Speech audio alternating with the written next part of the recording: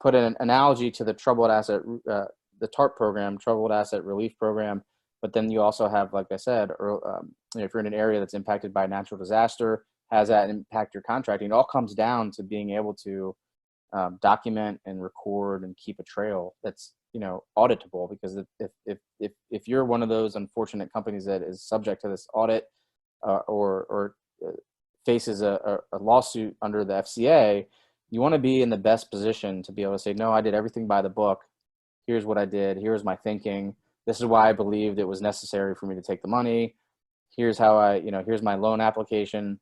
Here's this separate designated bank account that we kept, and it shows all the transactions for payments to employees, for payroll. And here's the 3 or 4 times we made a utility payment or a lease or a rent payment or whatever. And that's going to look favorable because, compliance is about trying to do your best efforts.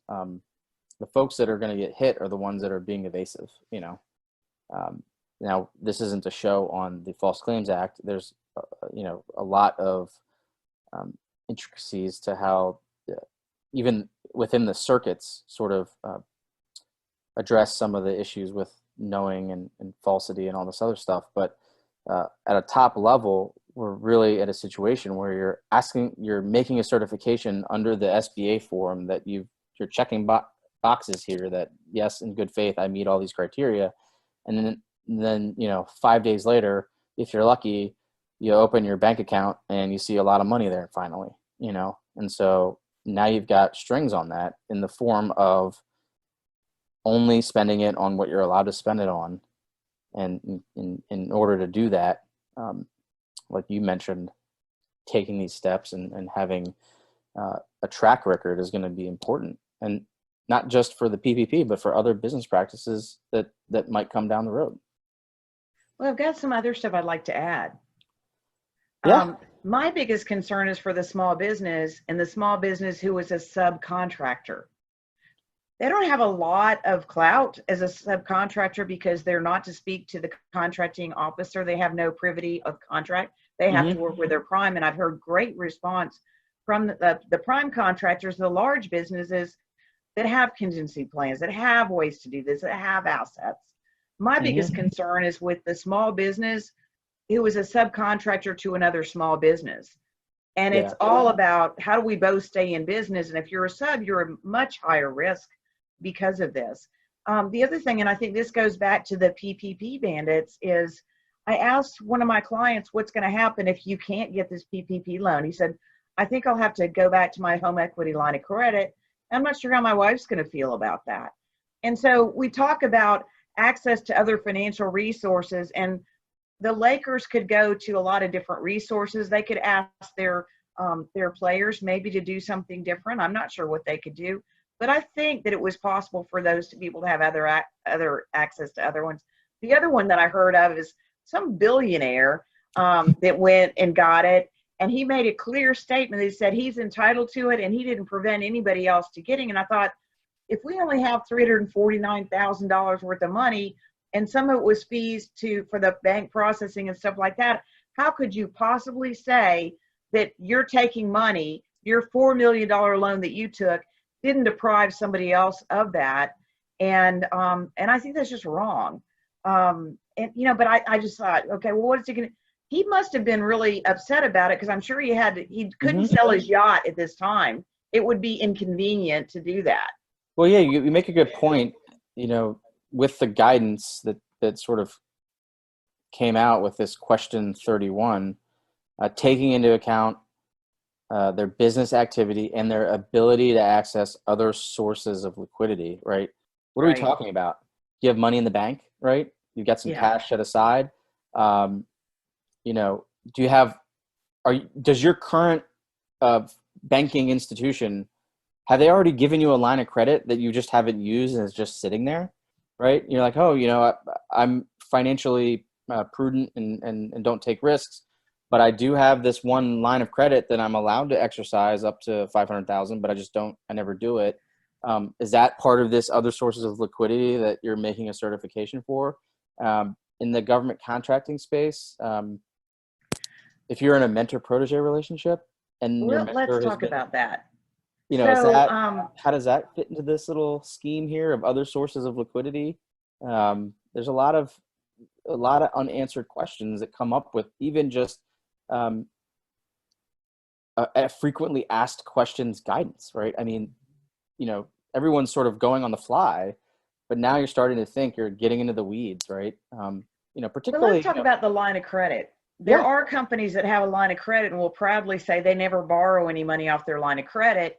And those probably they probably went to their bank and said, well, I think we're going to take some money off the line of credit now to get through this, and we will get through this.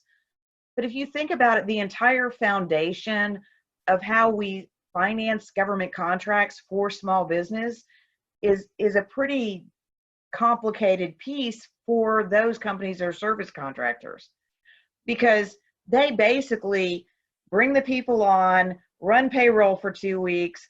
At the end of the month, they invoice. They will probably get paid. They've got to float 45 to 60 days of payroll just in general 100% of the time. And a lot of times the way the bank arrangements are set up, they have to have an invoice or revenue in order to finance payroll. So if they can't keep their invoicing, their revenue going, they're stuck.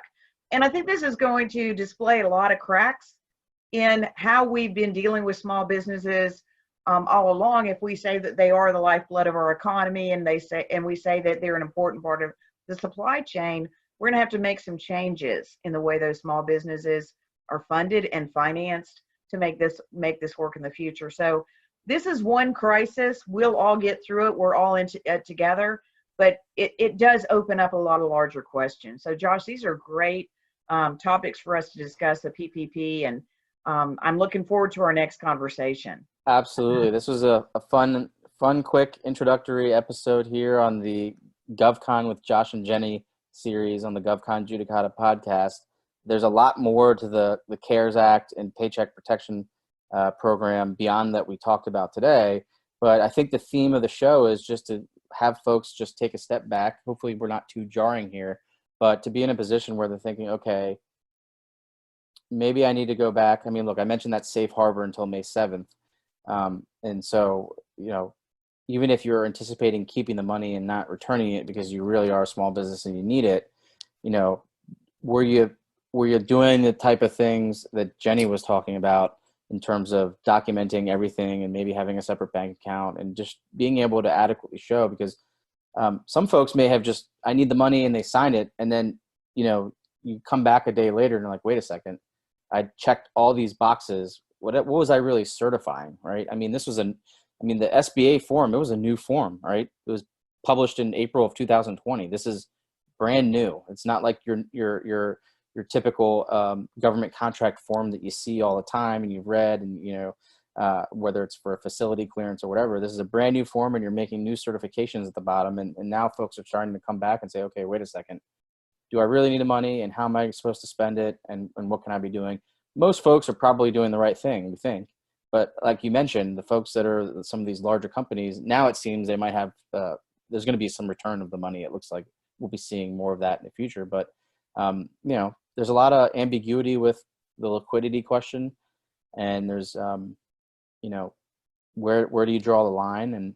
And if it is an ambiguous question and maybe you do have a line of credit, it does say at the very end that is not significantly detrimental to the business, right? So maybe you've got to explain your reasoning for why taking that line of credit would be detrimental to your business, because if the loans are forgivable, then you're sitting there thinking like, well, wait a second, I have to pay back that.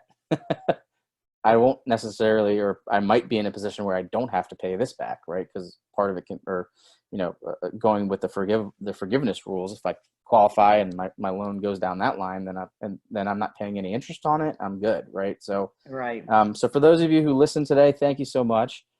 Jenny, I want to thank you so much for being on with me today and to talk about, and it's always great to hear your expertise, because we're sort of at the opposite end of the government contracting spectrum, helping small and mid-sized government contractors.